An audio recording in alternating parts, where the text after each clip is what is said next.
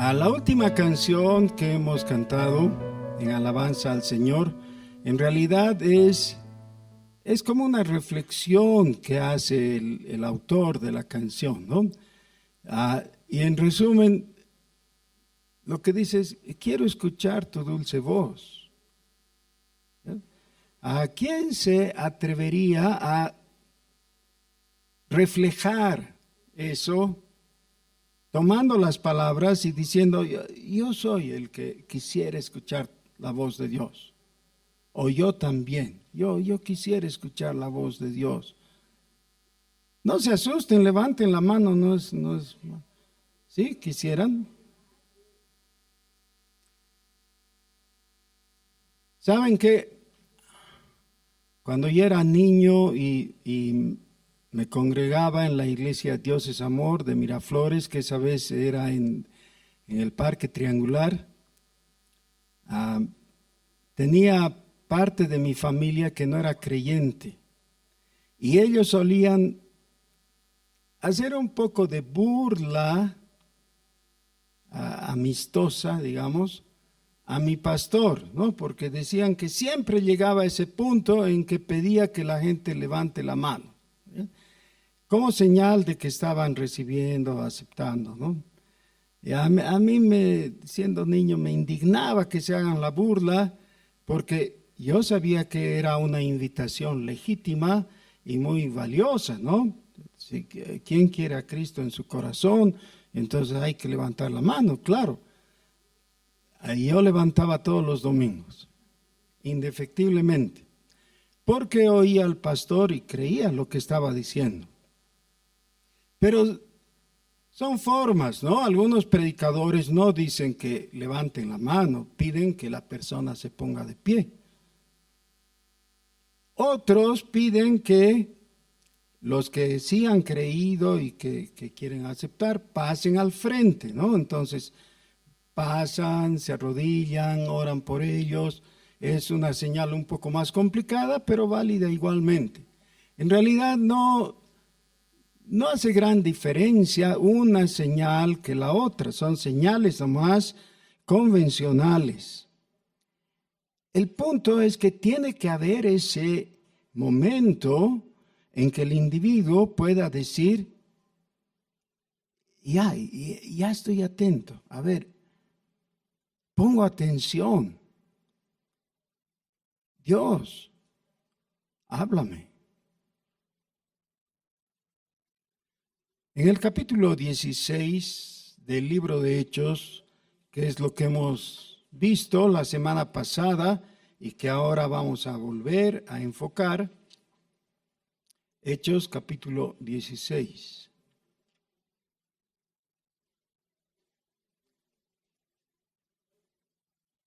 Tenemos a algunos personajes que se pueden distinguir claramente y que resulta muy interesante, ¿no? Tenemos, de hecho, Timoteo, que está siendo reclutado, que se une a ellos. En una forma muy discreta tenemos a Lucas, que nos cuenta: yo me uní al equipo, ¿no? Desde esta parte yo ya soy uno de ellos, ¿ya? Y comienza a hablar en primera persona del plural. Pero luego tenemos un personaje que por alguna razón es difícil de enfocar, porque por alguna razón no tiene la nitidez que tal vez se le podía haber dado para que lo observemos suficientemente. ¿Por qué?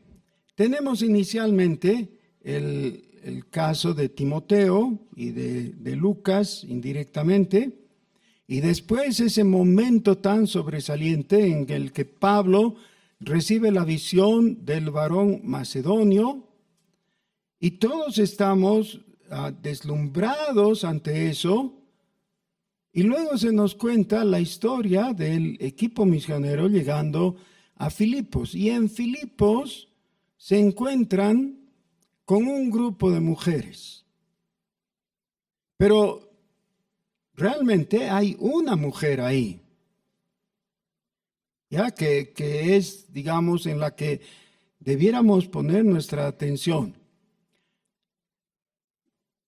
Por alguna razón, entonces, ella se confunde entre el grupo de mujeres y no llama suficientemente la atención. A continuación, surge ese personaje tan deslumbrante que es el carcelero de Filipos, cuya conversión es dramática, y con eso termina por ganarnos lo que hubiéramos podido poner de atención en este otro personaje femenino, ¿no? Pero vamos a ver con atención y con intención también qué es lo que pasa entonces desde el versículo 11.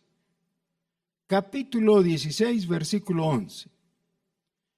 Dice: zarpando pues de Troas, vinimos con rumbo directo a Samotracia y el día siguiente a Neápolis, y de allí a Filipos, que es la primera ciudad de la provincia de Macedonia, y una colonia.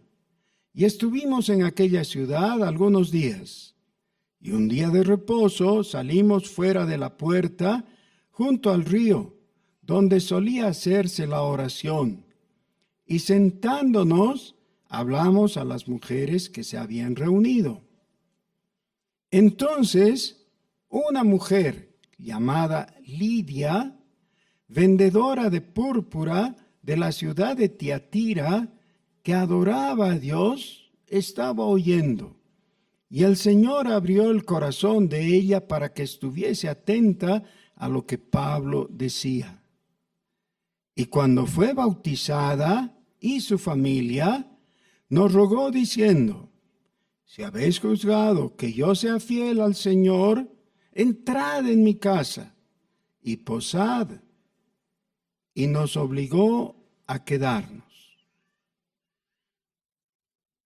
Y así rápidamente, como el personaje es introducido, desaparece. El relato cambia de rumbo, porque en el versículo 16 ya se enfoca a otra cosa, ¿no? Lo que ocurre cuando Pablo sigue caminando y encuentra, o los apóstoles encuentran, a otra mujer, a una chica endemoniada. Y con eso toda nuestra atención se va a este nuevo personaje. ¿Por qué quiero que enfaticemos y que le pongamos suficiente atención a Lidia? Porque yo creo que aquí tenemos todos los elementos que nos ayuden a entender cuán importante es este asunto, que podríamos pasar de largo. Es decir, podríamos pasar e ignorarlo. ¿Cuán importante es? Ahora, si es que estuviéramos preparando un sermón temático, el esquema del sermón temático generalmente contiene la introducción, primero, segundo, tercer punto y luego una conclusión, ¿no? Eso es lo clásico, digamos, así es como se prepara, ¿ya? Entonces, primer punto, podríamos poner el encuentro, y segundo punto, la conversación, y luego las conclusiones, etcétera, lo que pudiéramos hacer. Pero otra manera de prepararlo, que se me ocurre, y tal vez alguna vez lo vamos a hacer, sea una comparación de personajes que tienen mucho en común, aunque, por supuesto, guardan sus diferencias. Y no lo vamos a hacer ahora, pero yo quiero por lo menos mencionarlo de pasadita. Es muy interesante que entre los grandes evangelistas del Nuevo Testamento, justamente tenemos a tres, por lo menos, y se puede ampliar mucho el número, ¿no? Pero por lo menos 3 sobresalientes que han venido a guardarse en la memoria de la gente que lee la Biblia. Entonces tenemos, digamos, en una observación rápida, 3 personajes muy importantes. El mayor de ellos, obviamente, el Señor Jesús. En segundo lugar, el apóstol Pedro. Y en tercer lugar, el apóstol Pablo. 3 grandes evangelistas. Y 3 relatos de sus encuentros con mujeres o con un personaje femenino. ¿Quién no conoce el encuentro de Jesús con la mujer samaritana? Otra vez podía pedirles que levanten la mano, tanta flojera que tienen. Pero si les pregunto, ¿quién no conoce?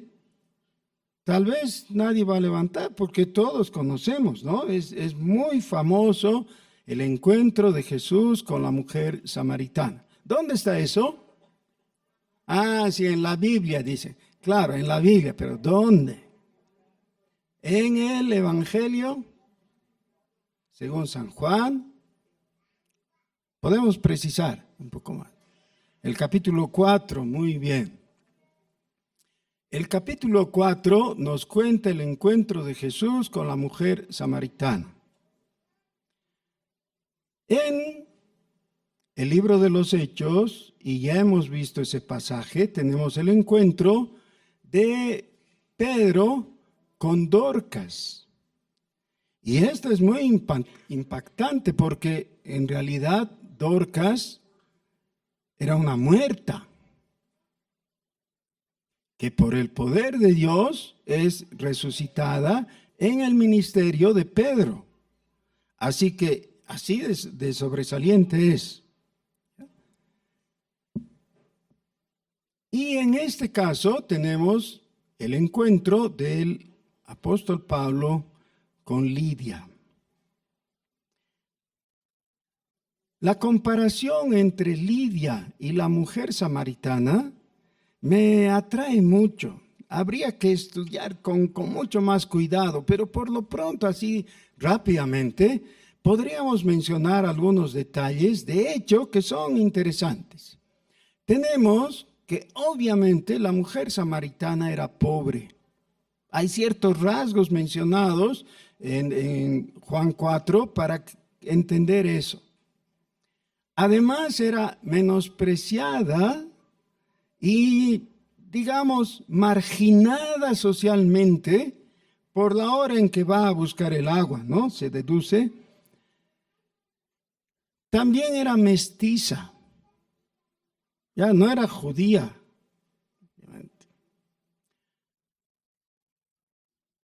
Estaba confundida y se nota que era una persona que había estado pensando en el tema, así que llega la ocasión, ve que es Jesús y le hace la pregunta, una pregunta teológica. Toda la gente tiene sus preguntas teológicas, ¿no es cierto? Aún los más impíos y ateos tienen sus ideas y sus conflictos teológicos. Y esta mujer le dice a Jesús: ustedes los judíos dicen que se debe adorar en Jerusalén, pero nosotros los samaritanos adoramos en este monte, en el monte de Samaria. Recuerden que la ciudad de Samaria era la capital del reino del norte y estaba construida sobre un monte, sobre una colina. En este monte, en Samaria, se debe adorar, dice ella. ¿Quién tiene la razón? Jesús tiene una respuesta para ella. Y no es entrar a discutir quién es superior, los judíos o los samaritanos o algo así. No, Él la guía por el camino correcto. Ahora, Lidia no es que hace esas preguntas, pero fíjense, Lidia era una adoradora. Dice el texto, ¿ya? Adoraba a Dios. Además, adoraba al Dios verdadero. Por tanto, era judía o con alguna raíz judía, o era prosélita. Por lo cual no nos extraña de que participara en las oraciones que se hacían junto al río. Cuando se habla de la hora de la oración, generalmente se refiere a las 3 de la tarde. Era la hora de la oración dentro de las costumbres judías, de los que habitaban en Jerusalén, en Judea, pero también de la gente que vivía en la dispersión, como es el caso de Lidia. Pero a ver, un momento, por favor, tratemos de ajustar las cosas, de entenderlas bien. Era una adoradora, pero no conocía la verdad. Porque si hubiera conocido la verdad, ya simplemente hubieran sido dos hermanos que se encuentren, ¿no? La creyente Lidia y el apóstol Pablo, y hubieran dicho, sí, somos hermanos. No hay distancia, no hay dificultad, no tengo nada que agregar en mi comunicación, no tengo que aportar nada para ti. Era adoradora, pero necesitaba la revelación. Saben, para nosotros hay un conflicto más o menos igual continuamente cuando nos encontramos con nuestros parientes y amigos, especialmente gente de mucha confianza, ¿no? A la que tratamos de testificar. Y les decimos que necesitan conocer a Jesucristo y te dicen, claro que le conocemos. ¿Qué crees? Nosotros somos cristianos, igual que ustedes. ¿Por qué se creen superiores o mayores que nosotros? Y a veces expresar ese por qué no es tan fácil, ¿no? Si tú les cuentas algo de tu testimonio y les muestras cómo Jesús te ha rescatado, cómo te ha librado de la vida de pecado que llevabas, te dice, a mí también, yo también, ¿no? Yo un día estaba enfermo así y he orado y Dios me ha sanado, así que tú no eres mejor que yo o no estás en mejor situación que yo. Y algunos creyentes entonces se confunden y dicen, sí, parece que es igual, está en las mismas. Pretende tener lo que yo le estoy ofreciendo. Y quizás eso te obligue entonces a mirar con más cuidado y ver que quizás tú mismo no tienes totalmente claro qué es lo que le estás ofreciendo. Le estás ofreciendo el Evangelio, le estás ofreciendo a Jesucristo, pero te dice que ya lo tiene.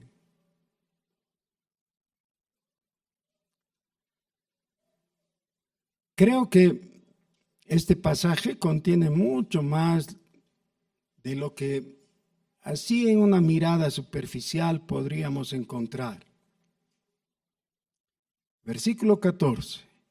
Entonces una mujer llamada Lidia, vendedora de púrpura, por tanto rica. ¿Ya? Los comerciantes de púrpura eran no solo ricos, eran millonarios. El tinte de púrpura era tan valioso que solamente podían usarlo los muy adinerados. Era cuestión de reyes, príncipes y cosas así. El que comerciaba con eso tenía que ser muy acaudalado. A diferencia de la samaritana, que posiblemente, como hemos dicho, era pobre. Esta vendedora de púrpura de la ciudad de Tiatira, dice, adoraba a Dios. Adoraba. Es el verbo. ¿En qué tiempo está? Sí, muy bien. En tiempo pasado o pretérito. Pero hay 5 pretéritos. ¿Cuál de ellos es? Adoraba. No es perfecto porque eso sería ha adorado. No es pluscuamperfecto porque eso sería había adorado. No es indefinido porque sería adoró. Y no es anterior porque eso sería hubo adorado. Este es adoraba. Entonces, ¿qué tiempo es? Es pretérito imperfecto. ¿Cuándo se usa el pretérito imperfecto? Cuando es un acto continuo, pero en el pasado. Significa que no tuvo una experiencia perdida por ahí de adoración. Es algo que practicaba. Ella era una adoradora. Y ahora se precisa el tiempo diciendo que estaba oyendo. Estaba oyendo.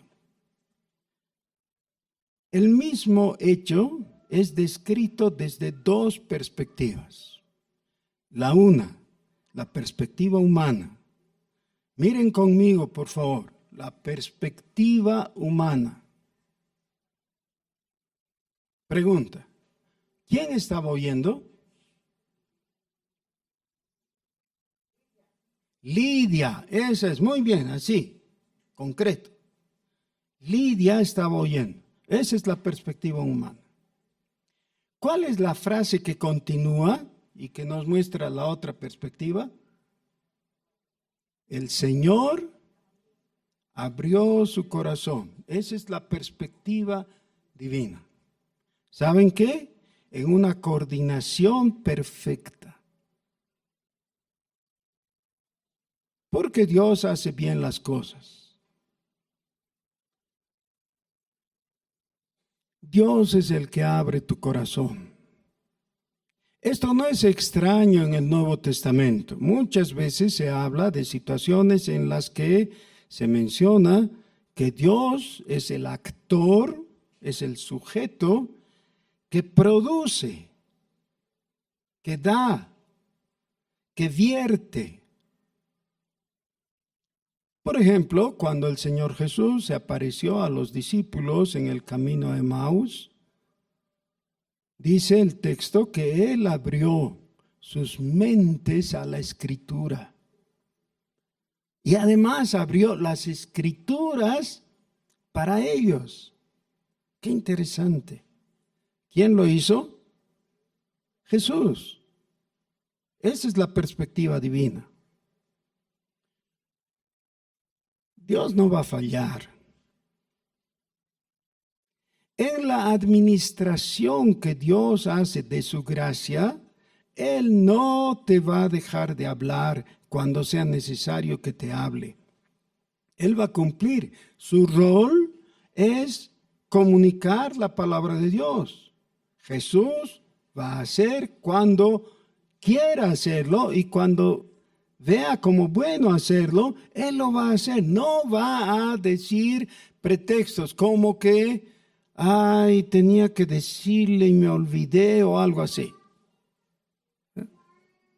No va a ocurrir eso. Pero el otro factor no es contradictorio y no es alternativo. El otro factor es tu obligación. Tú necesitas escuchar. Miren, una de las indicaciones, de las instrucciones, de las exhortaciones más común en toda la Biblia, no solamente en el Nuevo Testamento, en toda la Biblia, es cuando Dios dice, óiganme.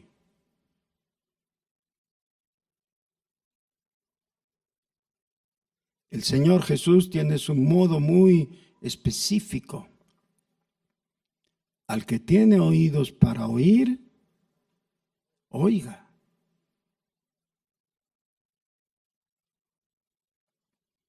En palabras de Dios en el Antiguo Testamento, inclinad vuestro oído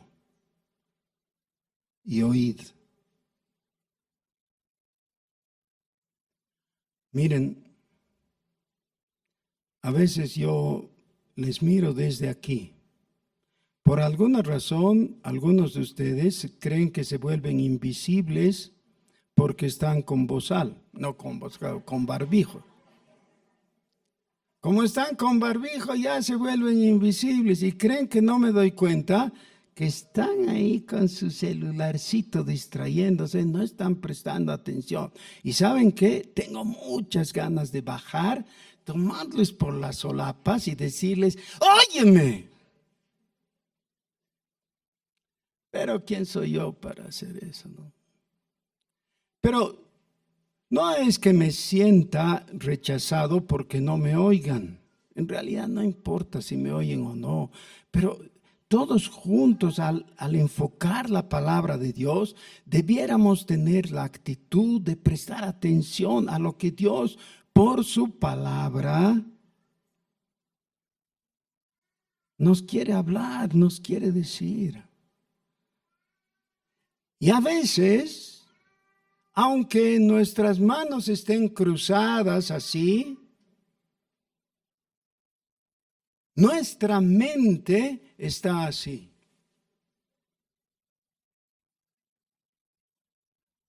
No queremos oír.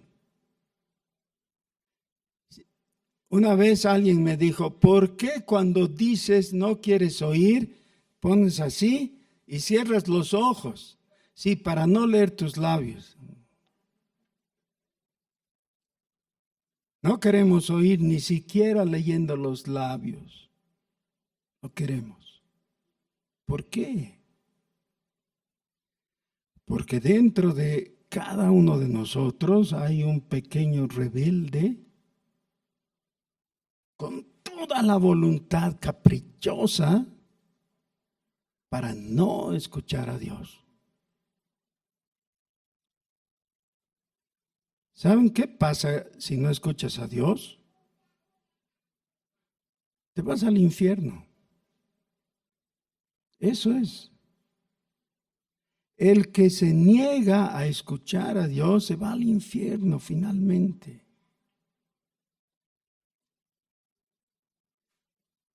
Miren, esto es tan importante. Ya era una adoradora.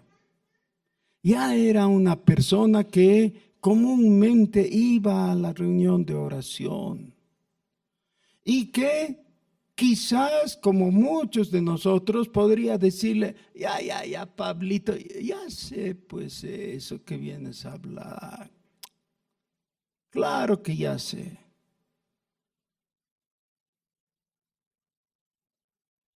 No. Ella recibió el don de que sus oídos estuvieran atentos. Estaba oyendo. Y el Señor abrió el corazón de ella para que estuviese atenta. Y ahora viene este asunto importante. No se trata de que ocurra algo esotérico o mágico o algo así. Ni siquiera dice que Lidia era una enferma que entonces fue sanada por la gracia de Dios. Y si eso hubiera ocurrido, no había nada de malo tampoco. Pero ese no es el punto es mucho más importante. Está oyendo para vida. Porque sin ese oír no hay salvación. Y lo mismo es contigo. Necesitas oír para que la palabra de Dios llegue a tu corazón y te conviertas. Para que tengas vida. Este es el punto que realmente hace la diferencia. En la mayor parte de las religiones del mundo, estoy hablando de miles de millones de personas, sin exagerar, miles de millones de personas. Hay adoradores. Está bien. ¿Son salvos?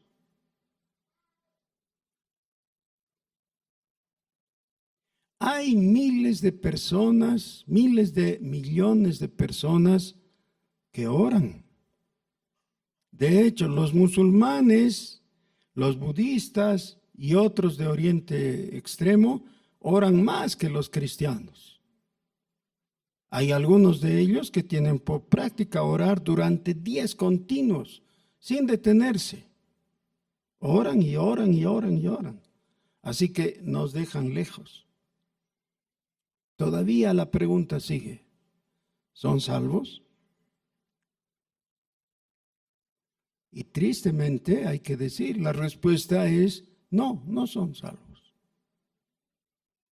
El adorar, el orar, el cantar canciones religiosas de cualquier índole no te hace salvo. Lo que te hace salvo es la fe en Jesucristo. Y solamente hay fe en Jesucristo como producto de la llegada real, auténtica de la palabra de Dios, que es el Evangelio, a tu corazón. Y eso se produce por el oír. Por eso el Señor Jesús dice, mirad cómo oís. No se trata de estar presente y pajareando en tu mente. No, se trata de estar presente pero atento a lo que la palabra está diciendo. Seguramente tenían mucho conocimiento que les proveyó el judaísmo que tenían en ese grupo. Sí, pero no la revelación de Jesucristo. Todavía no tenían. Y el que no tiene al Hijo no tiene la vida. El que tiene al Hijo tiene la vida. Tal vez es tu caso, querido amigo o amiga que estás presente. Tal vez tú das por cierto. Claro, yo soy cristiano de 4ª generación. No, un ratito, vamos a revisarlo. Vamos a ver si las cosas están bien. Jesucristo te fue anunciado según el Evangelio de la Biblia. Cualquier cosa parecida no sirve. Tiene que ser exactamente esa. Necesitas a Jesucristo.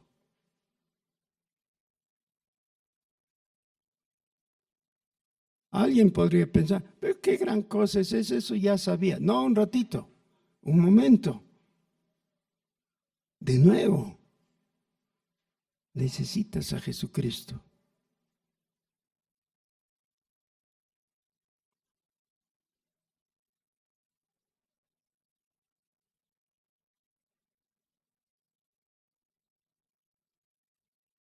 Necesitas a Jesucristo.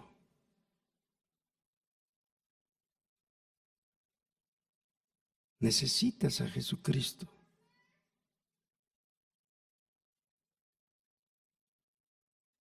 Tiene que haber un punto en el tiempo, en tu vida, en que te detengas. Y que ante el anuncio del Evangelio tú le digas, Señor Jesús, te necesito.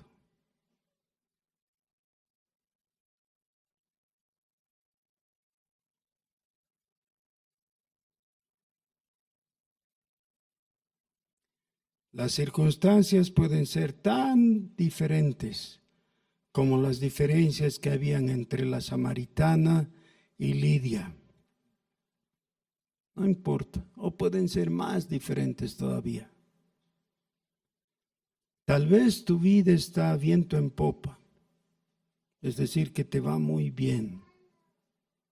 Tal vez estás en una crisis, en bancarrota. Tal vez crees que no vale la pena seguir viviendo. No importa, en cualquier situación que estés, necesitas reconocer tu gran necesidad es de Jesucristo. Necesitas a Jesucristo.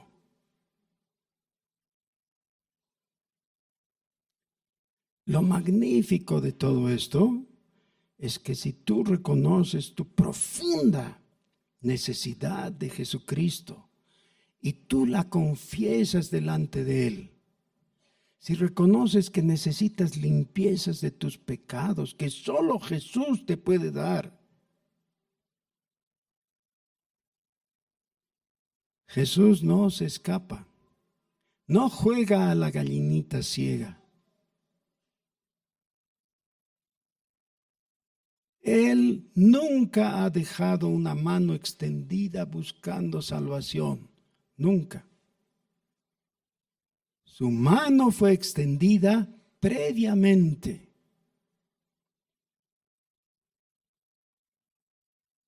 Jesús te está extendiendo la mano para salvarte. La forma de tomársela es abrir tus oídos, escuchar, hablar con Él. Y entonces te darás cuenta que las oraciones no eran vanas repeticiones, no eran rezos que se repiten. No, es hablar con alguien que está presente. Lo que continúa, por supuesto, es lo que esperábamos. Dice, estaba oyendo y el Señor abrió el corazón de ella para que estuviese atenta a lo que Pablo decía. Y cuando fue bautizada, y esta es obviamente el siguiente paso que se da, claro.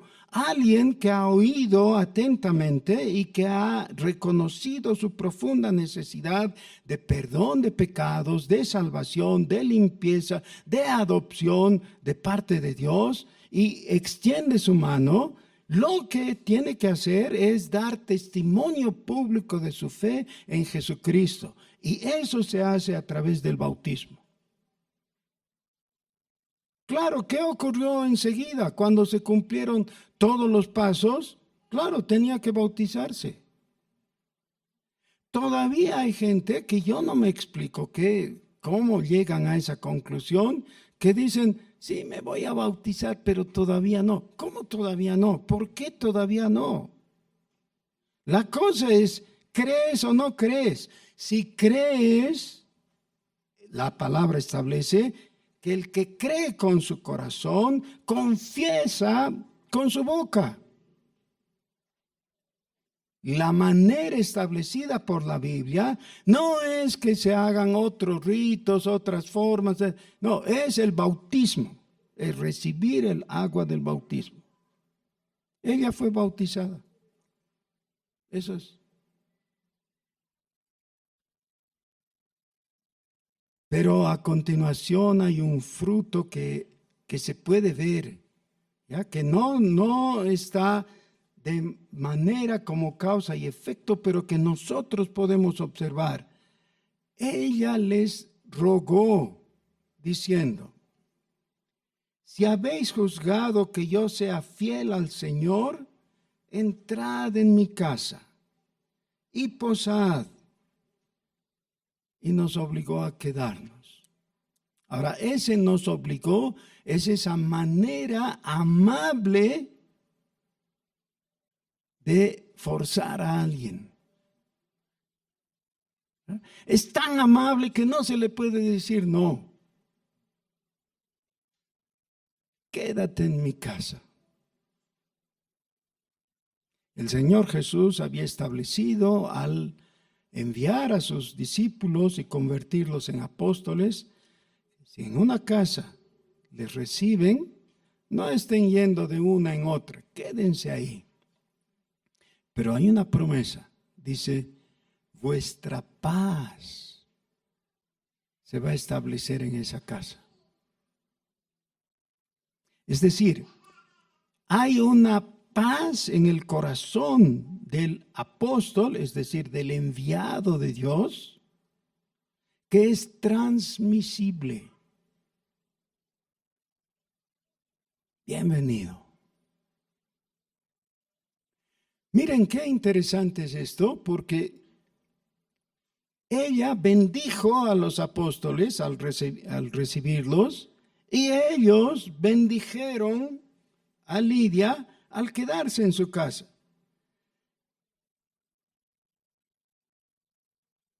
Más tarde encontramos que su casa se convirtió en el cuartel de los discípulos. En este mismo capítulo se nos cuenta, después de la experiencia con el carcelero, dice, entonces saliendo de la cárcel, entraron en casa de Lidia, y habiendo visto a los hermanos, los consolaron y se fueron. En Filipos, la casa de Lidia fue la casa del Evangelio. ¿Sabes qué es lo mejor que le podía pasar a tu familia? Que tu casa se convierta en la casa del Evangelio. Que desde tu casa se irradie el mensaje de salvación. Que se convierta en un cuartel de conquistadores.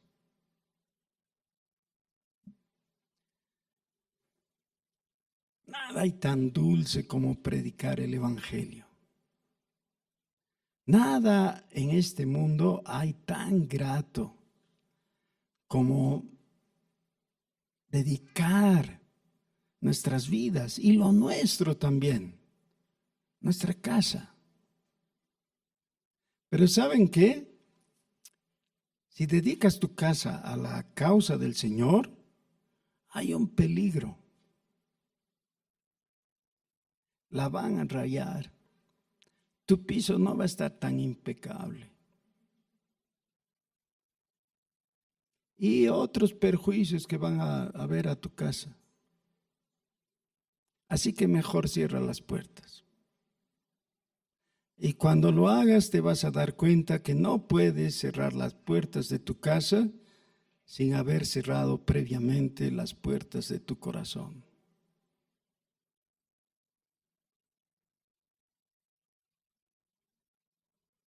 Yo estoy a la puerta, dice el Señor, y llamo. Si alguno oyere mi voz y abriere la puerta, entraré a él y cenaré con él y él conmigo. Es posible que esas palabras sean muy pertinentes para ti en este momento. Tal vez algunos están en esa situación del hijo pródigo, está viviendo entre chanchos y se está comportando como chancho. Y tal vez tenga que decir, me levantaré e iré a mi padre. O tal vez la situación sea diferente y te des cuenta que a la puerta de tu casa el Señor está tocando. ¿Por qué no te unes a mí? Yo quiero en este momento decirle, ven Señor, ven para habitar. Tú puedes hacer la diferencia. Pónganse de pie, por favor.